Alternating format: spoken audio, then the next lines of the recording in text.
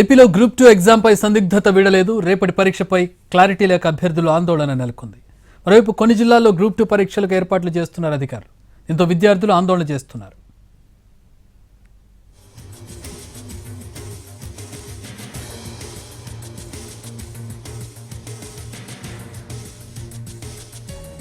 విశాఖలో ఇసుక తోట దగ్గర నేషనల్ హైవేను దిగ్బంధించి నిరసన తెలుపుతున్నారు గ్రూప్ 2 అభ్యర్థులు.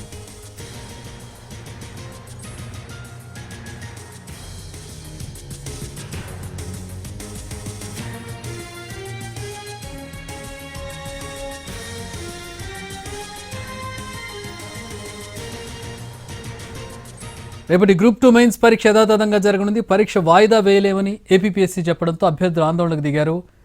విశాఖ మరికొన్ని ప్రాంతాల్లో నేషనల్ హైవేను దిగ్బంధించడం, నిరసనలు తెలపడం చేస్తూ ఉన్నారు. దీనికి సంబంధించి మరిన్ని వివరాలు మా ప్రతినిధి ప్రసన్న అందిస్తారు. ప్రసన్న, విద్యార్థుల్లో చాలా గందరగోళం కనపడుతోంది. ఏపీపీఎస్సీ నిర్ణయం తీసుకుంది, రేపేమో ఎగ్జామ్ ఉంటుందని చెప్తున్నటువంటి పరిస్థితి ఏంటి, ఎట్లా ఉండబోతోంది రేపు?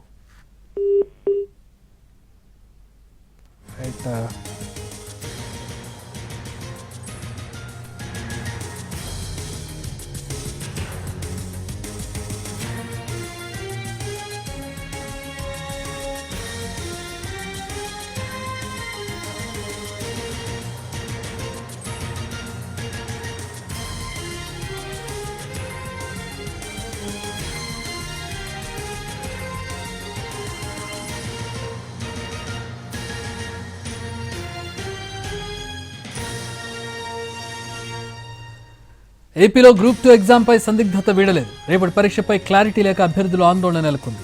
కొన్ని జిల్లాల్లో గ్రూప్ 2 పరీక్షలకు ఏర్పాట్లు చేస్తున్నారు. దీంతో విద్యార్థులు ఆందోళన చెందుతున్నారు, నిరసన వ్యక్తం చేస్తున్నారు.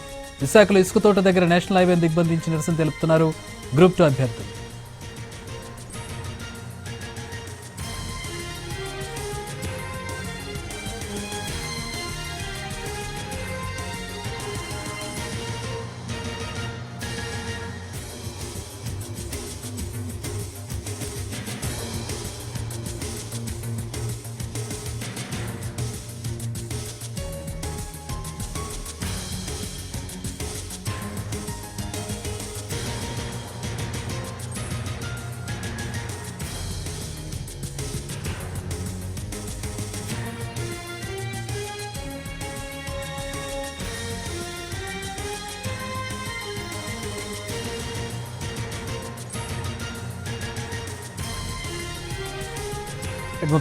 ప్రతినిధి ప్రసన్న జాయిన్ అవుతున్నారు. ప్రసన్న, ఒక సందిగ్ధం కనపడుతుంది. రేపు ఎగ్జామ్ నిర్వహిస్తున్నట్టుగా తెలుస్తుంది. కొంతమంది విద్యార్థులు నిరసన తెలియజేస్తూ ఉన్నారు. ఏంటిది అంటే దీనికి ఒక క్లారిటీ లేదా? అంటే ఓవరాల్ గా రాష్ట్ర ప్రభుత్వం ఒక లేఖ రాసింది ఏపీపీఎస్సీకి.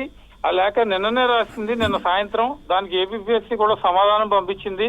ఇప్పటికిప్పుడు పరీక్షలు వాయిదా వేస్తే కనుక అభ్యర్థుల మానసిక ఆరోగ్యం మీద ప్రభావం చూపించడం, దాంతోపాటు ఏదైతే విద్యార్థులు రోస్టర్ విధానానికి సంబంధించి ఆందోళన చెందుతున్నారో ఆ రోస్టర్ పాయింట్స్ గురించి నోటిఫికేషన్లు ఎక్కడా ప్రస్తావన లేదు.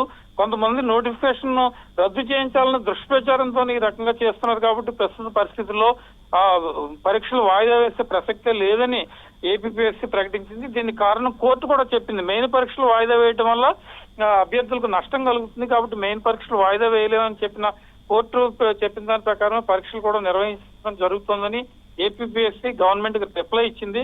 ఎందుకంటే యాక్చువల్ గా నిన్నటి నుంచి ఆందోళన ఉధృతం కావడంతో రాష్ట్ర ప్రభుత్వం స్పందించి వెంటనే లేఖ రాసింది. అయితే లేఖకు సంబంధించి రిప్లై పంపించింది. తర్వాత నుంచి యథాతథంగా పరీక్షలు కంటిన్యూ అవుతాయి అన్న లైన్ లోనే ఏపీపీఎస్సీ అన్ని ఏర్పాట్లు చేస్తోంది. జిల్లా కలెక్టర్ను అలర్ట్ చేసింది. జిల్లా కలెక్టర్లు అందరూ కూడా ఏపీపీఎస్సీ పరీక్షలు సజావుగా నిర్వహించడానికి ఏర్పాట్లు చేయమని కన్సర్న్ అధికారులకు కూడా సూచించారు. ఇవన్నీ జరుగుతున్నాయి కాబట్టి తప్పనిసరిగా ఇప్పటి వరకు కూడా స్పందన లేదు కాబట్టి వాళ్ళు కూడా పరీక్షలు యథాతథంగానే నిర్వహించడానికి రెడీ అవుతున్నారు. అయితే మరోపక్క విద్యార్థుల ఆందోళన కూడా కొనసాగుతోంది.